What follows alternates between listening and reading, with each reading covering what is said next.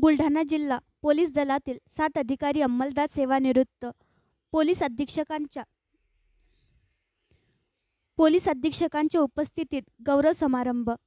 बुलढाणा जिल्हा पोलीस दलातील 7 पोलीस अधिकारी व कर्मचारी नियत वयोमानानुसार दिनांक 31 जुलै 2025 रोजी सेवानिवृत्त झाले. या निमित्ताने पोलीस अधीक्षक कार्यालय आयोजित करण्यात आलेल्या निरोप समारंभात सेवानिवृत्त कर्मचाऱ्यांचा कुटुंबियांसह गौरव करण्यात आला.